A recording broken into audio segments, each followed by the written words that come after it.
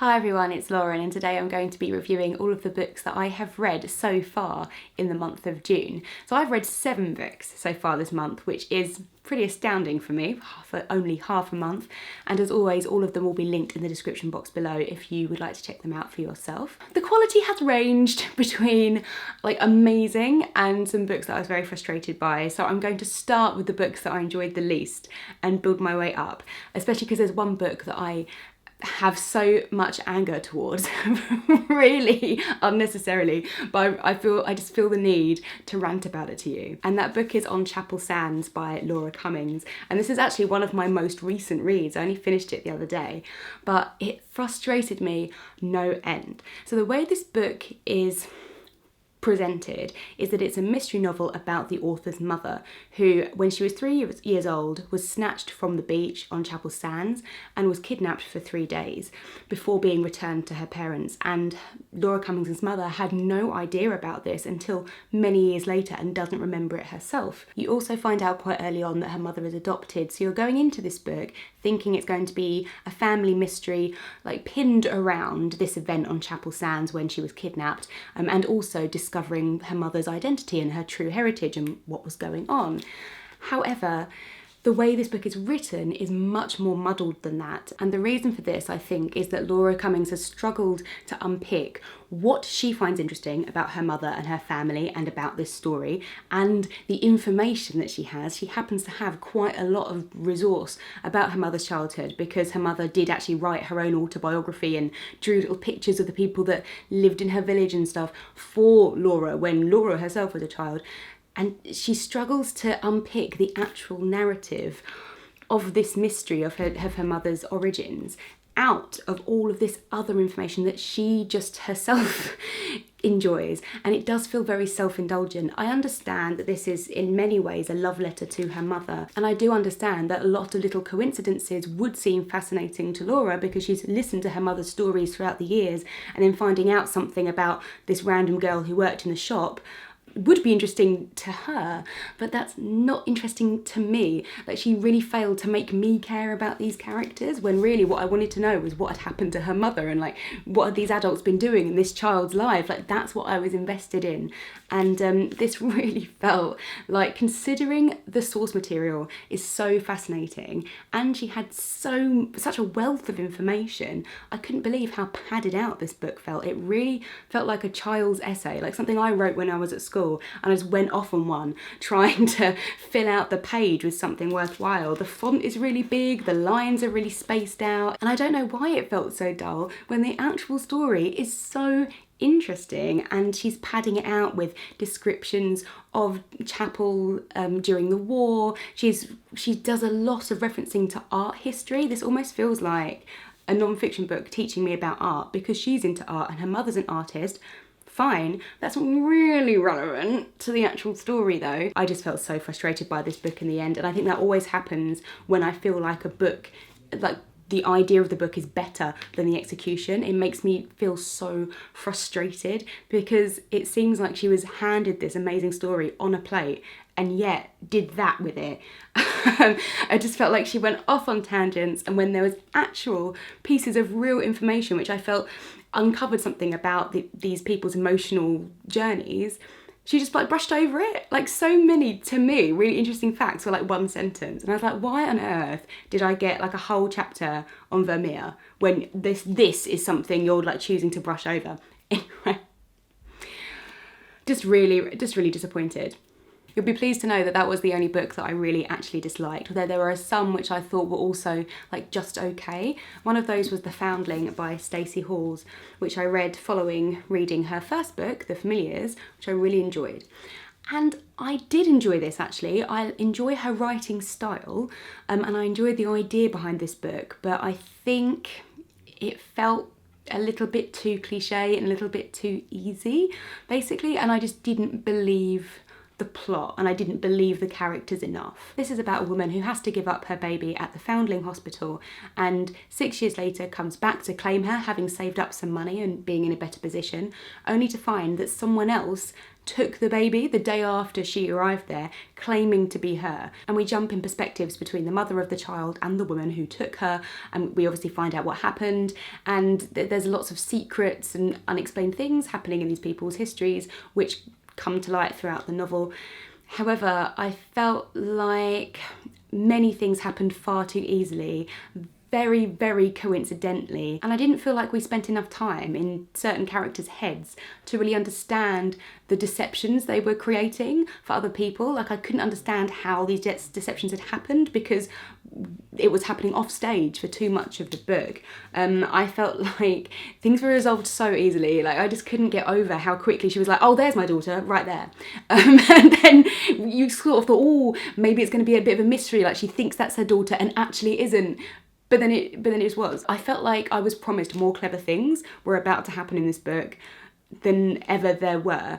So it just left me feeling a little bit flat at the end of the day, but I did enjoy it. I'm not saying it was like a bad read. I think one of my big pet peeves in literature is when something quite complex is happening and the characters are trying to explain to people that don't know them, oh, I was in this weird situation, like I came to the hospital yesterday to collect my daughter and then it turned out that someone else had already collected her. And I thought that's a difficult thing to explain to someone, and it always aggravates me when I don't feel like the dialogue in that the characters say actually convey that message clearly, and the characters they're talking to just like get it straight away. Because I think I'd ask more questions than that. That's a very strange thing this person said, and I think this book was just riddled with that, like characters understanding each other too quickly and too easily, without the explanation really being thorough enough. And that's how I felt as a reader. I felt like I'm not really seeing exactly what's happening. She's assumed that I know too much, like she's assumed I'm inside her head, whereas she needs to kind of explain that to me a little bit more. I next read Holding by Graham Norton on my Kindle, which was a buddy read with Simon at Savage Reads, because I'd not read anything by Graham Norton and he was saying he's actually pretty good. He'd read his next novel, I think A Keeper, which I do want to read now because I did enjoy this book a lot. This was a great book to buddy read because it's about a mystery happening in an Irish village where a body is uncovered at a farm, and there's lots of speculation as to who the body could be and how they might be related to other people in the village. So the sergeant has to go and investigate, uncover these sort of cold cases basically that would have happened about 20 years ago. And a lot of it is like very domestic, kitchen sink, standard village life. But actually the way the mystery itself unfolds, I thought was great. It builds you up thinking it's going to be like a classic thing, like these two women were both in love with this man and then he disappeared, so did one of them kill him? It's the main idea, but then it starts going round in different avenues. Like a lot of the plot seems like it's going to be obvious and it ends up not being, which I really appreciated. However, I did think a lot of the characters were so stereotyped, which really unnecessarily, and I think that ruined it a little bit for me. So the sergeant is overweight, but he keeps like talking about himself that he's so fat all the time, and he keeps talking about being hungry but trying not to eat because everyone's going to think he's fat, and he thinks he's useless because he's fat. And then that wouldn't be so bad if it was just in his head, but then this other detective that he's working with is also calling him like Sergeant Sumo and all this stuff, and I just thought there's no need for that kind of fat phobia. There's other characters in it who are like spinsters who are living by themselves, these sisters who are living by themselves, and I don't really like that kind of trope of like, if you're a spinster that means you're crazy. There's another woman who's an alcoholic. Like it felt very like prototype people that are just being put in a village, and I think it could have done without that, because actually by the end of it, some of these characters I really, really cared about, and I did care about this mystery being solved. I was quite invested towards the end. But having talked all that through with Simon, it sounds like this might also be sort of teething problems of the first novel, and he really enjoyed A Keeper.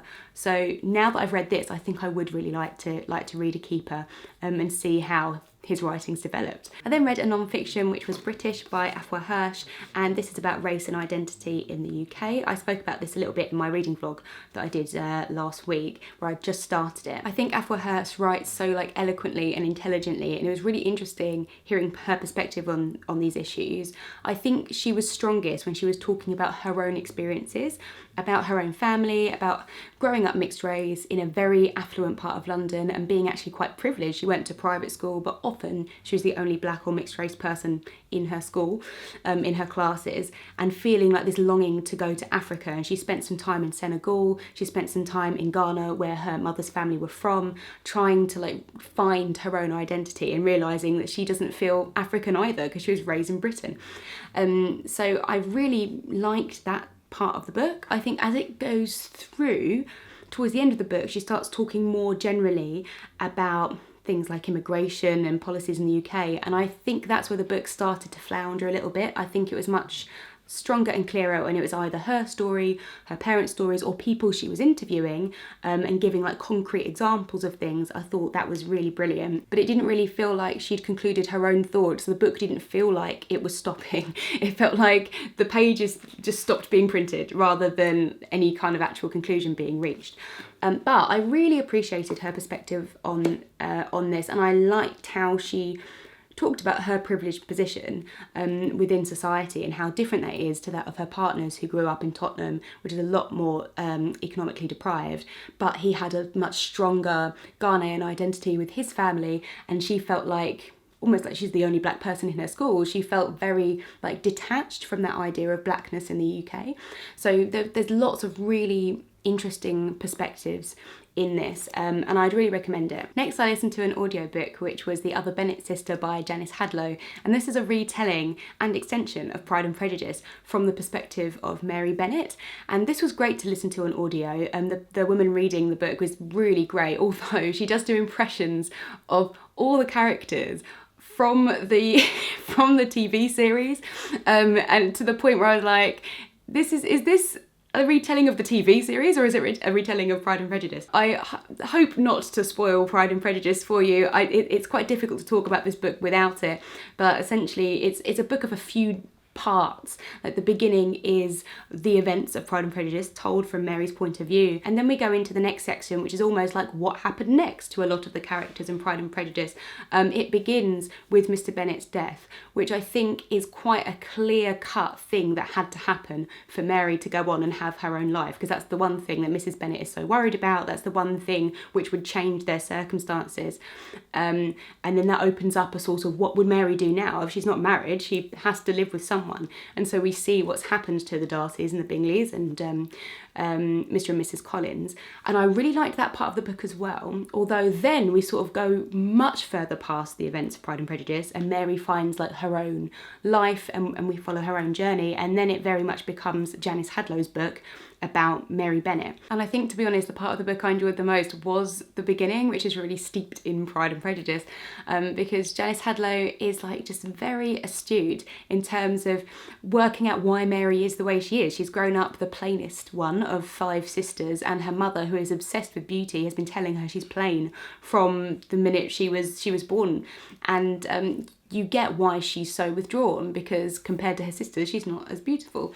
And I really liked that kind of development of her character. I also enjoyed her relationship with Charlotte Lucas, who is another sort of plain daughter on the lookout for marriage, and I thought that was handled very well. I think the sections after Pride and Prejudice weren't as good, but only because it was a little bit muddled. I felt like we spent a lot of time in the shadow of the other characters of Pride and Prejudice. She spent a lot of time with the Collinses, and I felt like unless that was going to be the story, she should have let Mary go and set her free a little bit earlier on, because to me it did make the story drag a little bit. It was like reading 3 books end to end rather than one cohesive story. Also, there was just a few too many nods and winks for my liking. Like one point, Mrs. Bennet says out loud, a single man in possession of good fortune must be in want of a wife. There's a point where Mary's like, sense and not sensibility will be the order of the day. There's a point where she talks about having a room of one's own. There's a scene at the end of the book which is almost like identical to the scene with Lizzie and Lady Catherine de Bourgh at the end of Pride and Prejudice, and it's a shame just because I don't think the book needed it. I think the story could have stood up on its own if it hadn't been so full of Pride and Prejudice references. I think if she'd whistled away some of those external characters in the second and third sections of the book, it actually would have been a lot stronger in my opinion. But that being said, those are quite small niggles. It was really, really fun to listen to, especially if you're a fan of Pride and Prejudice. I would really recommend this. On to the final two. Next we have Trumpet by Jackie Kay, which I really enjoyed. This was not what I expected at all, but the more time I have away from it, the more I can really appreciate what she was doing in this book. So this is the story of a jazz trumpeter, Joss Moody, who when he dies it is discovered that he is transgender, or the way the book speaks about it is that he was a woman living as a man, and nobody knew, obviously, apart from his wife.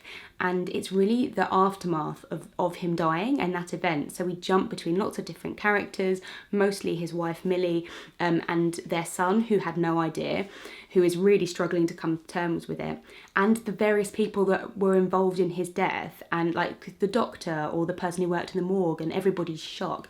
And there's a reporter who's trying to make their son write a book about Joss's life. And the way she talks about people being obsessed with like perverts or sexual perversion, this is set in the 90s. And what I particularly liked about it is that Joss is mixed race. Their son, Coleman, who they adopted, is also mixed race. And he's always asking Joss about his father and like where he came from. And there's a really nice running theme through this about, does it matter who our fathers are and where they came from, and does that matter to our own story, or can we like create that ourselves? As well as this idea of the general public like gawping at the macabre and at other people's tragedy. There's a section in here at the end which I don't want to spoil, so it's quite difficult to talk about, but there's a really interesting juxtaposition between what the reporter is trying to get out of Coleman so that she can spread it around the tabloids and put it in this book, and what Jackie Kay chooses to show us about the family discussing Joss. And it's almost as though Jackie Kay is keeping some parts of this family's tragedy secret from us, and it's like handled in a much more respectful way, which then really shines a light on our obsession with kind of knowing the private details of other people's lives. So it is beautifully written. I find it quite difficult to say that I enjoyed it because I actually found it very sad and quite difficult to read, but it's definitely very impressive what she's done. And finally, my favourite book that I read this month, and one of my favourite books that I've read all year, which is Black Flamingo by Dean Atta and illustrated by Anshika Kular.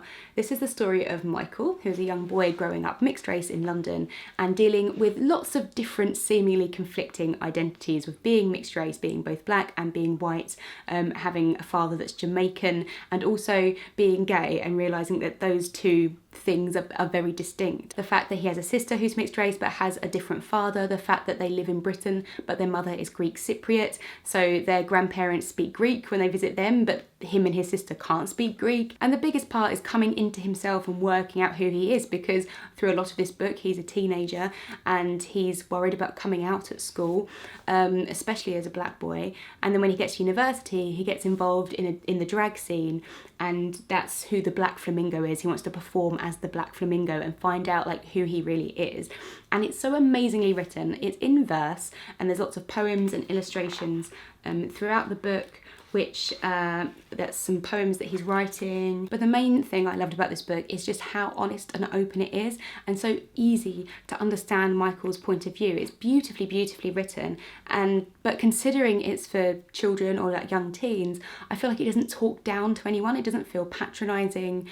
It just feels very brutally truthful, and I was so invested in Michael as a character. My heart was absolutely breaking for him when he was being bullied at school or when he's struggling meeting different people at university. I just thought it was I thought it was fantastic and I really enjoyed the experience. I read it in one day, gave it 5 stars. I'm just so happy that this was written. I'm so happy this is like available to kids at school, because I think it's so intelligent, and especially the way it weaves all of these different types of identities that Michael's struggling with. And as a teenager, everybody struggles with that type of thing. Everyone's trying to work out who they are, and lots of teens are going through multiple journeys. So that was my June. As always, I'd love to hear from you in the comments if you've read any of these books, or if I have persuaded you to pick any of them up. Hopefully not on Chapel Sands, but you never know. Do let me know if you like this video by giving a little thumbs up, and consider subscribing if you're new. If you like wrap-ups and you missed my last one, you can see my May wrap-up here, and or my reading vlog from last week where I was reading a few of these books. You can get some of my up-to-the-minute thoughts on them, and I will see you in my next video. Bye!